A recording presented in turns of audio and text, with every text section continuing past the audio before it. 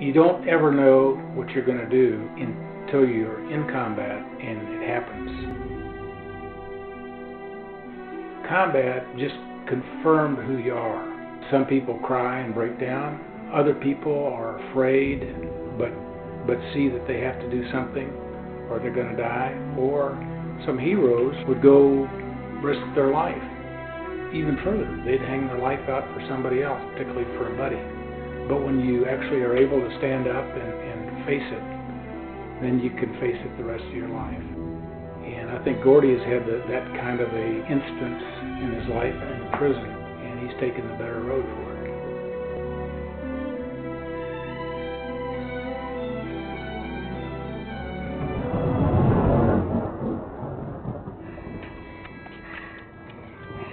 The thing I think that caused me to finally just throw in the towel and leave home was the hopelessness that I continued to see. And and my father would get drunk, and then he would abuse my mother, and there was nothing you could do about it. You're a child or a young person, and I knew that there had to be something better someplace else, and so I just took off, and I figured I could get someplace and I'd find a way to survive. But then I would wind up getting arrested, and they'd take me back home, and so you'd face the punishment, and then you'd recover from that, and you'd do it again, and finally I got to where I could get far enough away that it couldn't get me anymore.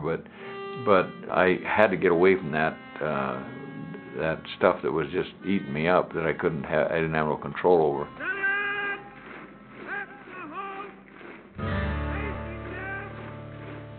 When I was 17, somebody recommended that I go into the service, so I didn't have any desire to be in the armed forces. I don't know why. I know why I went in. I was in the service escaping from the streets, really. When I got out of the boot camp, they made me a drill sergeant's assistant.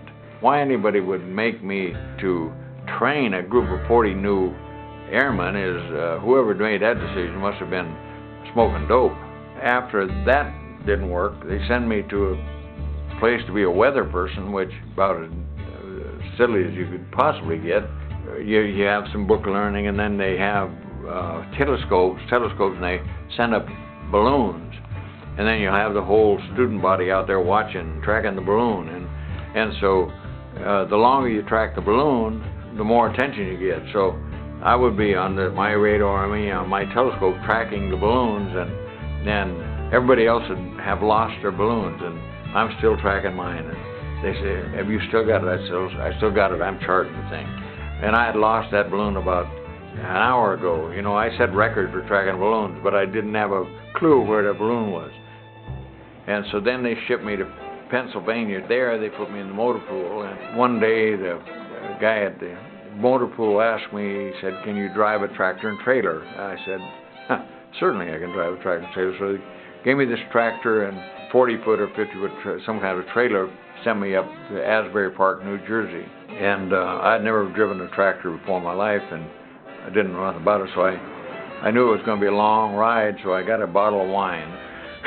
Went down to Asbury Park that night, started back up the hill, back up to the radar station, and ran off the road and rolled the tractor down into the gully. And so I didn't get hurt, and I walked up to the radar station and went to sleep, and woke up the next morning, and then the guys there at the base, I told them what had happened. I said the tractor is down at the bottom of this gully, and so they had some caterpillars and run a line down and pulled the tractor out of that ditch, and then a bunch of them helped me knock out as many of the dents as we could, and so then I dropped it off at the motor pool, and the next day they found that tractor, and it was somewhat damaged a little bit, and they went insane. They said, "What happened to that?" I said, "The tractor was fine when I put it back."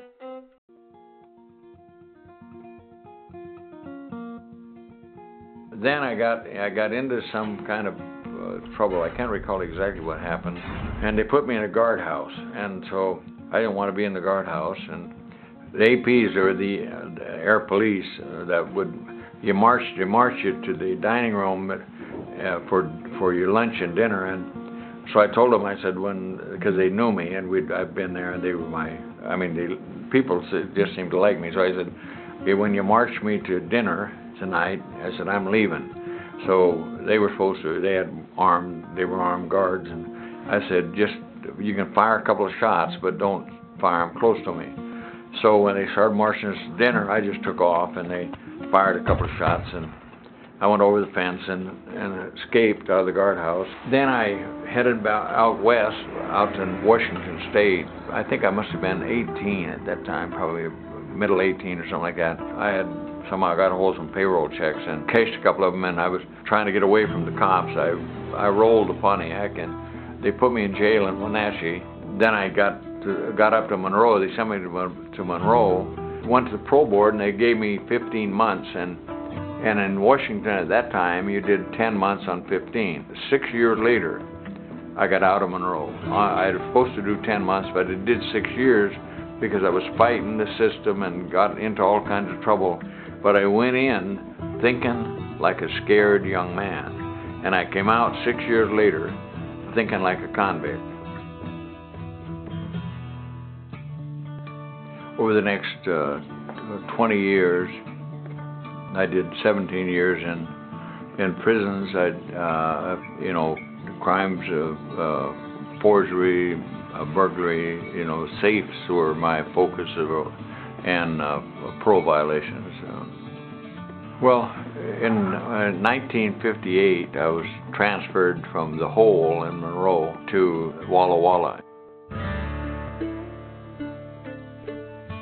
Walla Walla is the maximum security facility of the state of Washington. That's where all the bad guys go.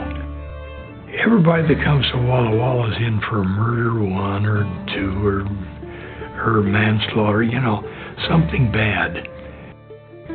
We expected the worst, and we got the worst. Gordon Graham was a badass. He was transferred from Monroe to Walla Walla because that's where they all came, if they were really bad, And that's how I got to know him. He started working out in the gymnasium as soon as he got there.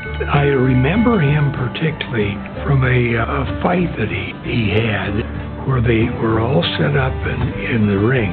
He was matched with a guy named Goldsmith. He was battered and bruised, but he still won the fight. He fought for a long time at the penitentiary. He was the heavyweight champion. Because of his fighting ability, he was looked up to. Everybody in the institution admired Gordon Graham because he was a good fighter. Only because he was a good fighter. He was really something else.